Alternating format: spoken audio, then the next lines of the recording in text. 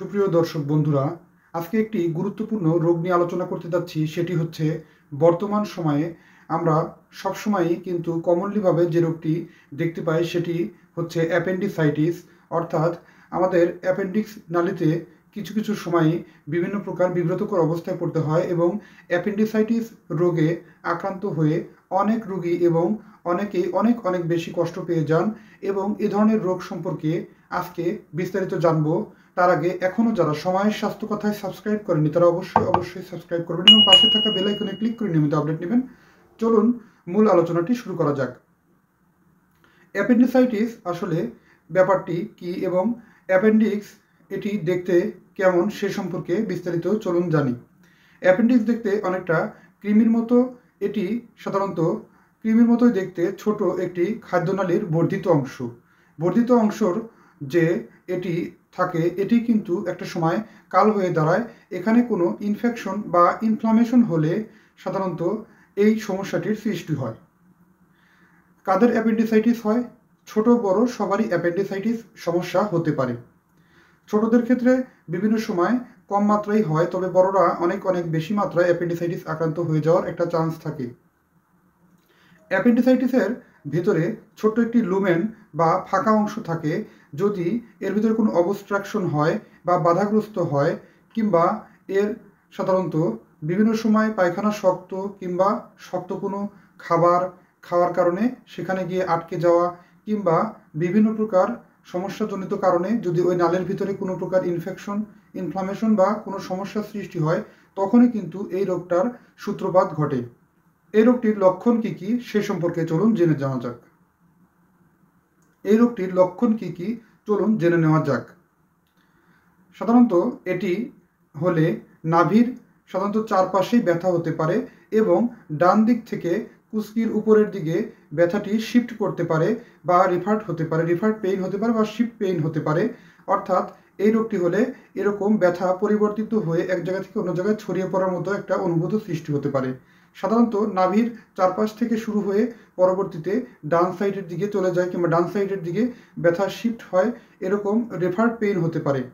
সাধারণত বমি বমি ভাব, অস্থিরতা, জ্বর অনুভূত হতে পারে, এক পর্যায়ে বমির মাত্রা বেড়ে যেতে পারে। কারো কারো ক্ষেত্রে তীব্র ব্যথার কারণে রোগী অনেক সময় বাঁকা হয়ে যেতে পারে। এ ধরনের রোগী সাধারণত ম্যাকবার্নে টেন্ডার হয় বা লোকালি খুব পরিমাণে ব্যথা থাকে।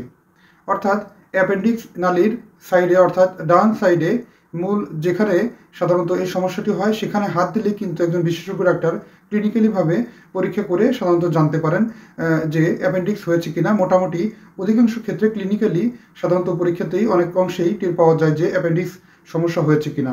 এছাড়াও কিছু কিছু ক্ষেত্রে ব্যথা হতে পারে, যেমন প্রস্রাবে যদি ইনফেকশন করে কারোর, তাহলে একই জায়গায় ব্যথা হতে পারে, বা ওভারিতে কোনো মেয়েদের যদি ওভারিতে ব্যথা থাকে তাহলে কিন্তু একই জায়গায় ব্যথা হতে পারে, অথবা ছেলেদের ক্ষেত্রে কিডনিতে স্টোন থাকলে কিংবা কিডনিতে কোনো সমস্যা থাকলে তাহলে কিন্তু একইভাবে ডান সাইডের দিকটায় ব্যথা হতে পারে।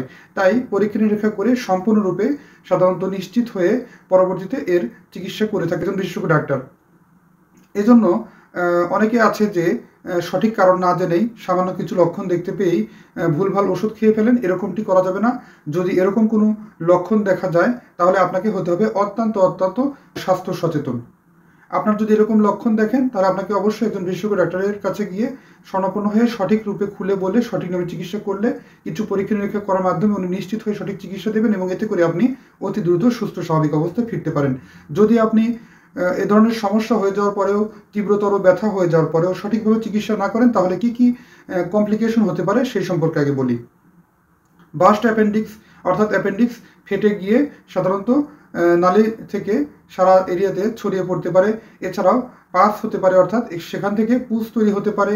এছাড়াও পারফোরেশন হতে পারে, অর্থাৎ ফেটে এখান থেকে অ্যাপেন্ডিসাইটিস নালী অর্থাৎ অ্যাপেন্ডিক্স অংশটি ফেটে গিয়ে সাধারণত ছড়িয়ে পড়তে পারে, পারফোরেশন ছিদ্র হয়ে যেতে পারে। এরকম বহু ধরনের সমস্যার সৃষ্টি হতে পারে। তাই আপনাকে ব্যথা হলেই দেরি করা চলবে না। ব্যথার সমস্যা দেখা দিলেই সাধারণত পেটের ডান সাইডের অংশে তীব্র থেকে তীব্র ব্যথা অনুভূত হলে কিংবা এ ধরনের সমস্যা হলে ধৈর্য না ধরে আপনি অবশ্যই নিকটস্থ কোনো মেডিকেল চেক আপ সেন্টারে গিয়ে একজন বিশেষজ্ঞ ডাক্তারের শরণাপন্ন হয়ে সঠিকভাবে চিকিৎসা নেওয়ার চেষ্টা করবেন। নিজেই সময় নষ্ট করবেন না।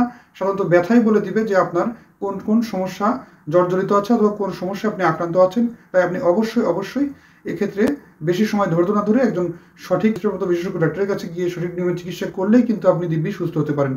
ধন্যবাদ। আজকের অনুষ্ঠানটি এ পর্যন্ত শেষ করছি। পরবর্তীতে নতুন কোনো পর্ব নিয়ে এসে হাজির হব। সে পর্যন্ত ভালো থাকুন, সুস্থ থাকুন আর সময়ের স্বাস্থ্য কথার সাথেই থাকুন। আল্লাহ হাফেজ।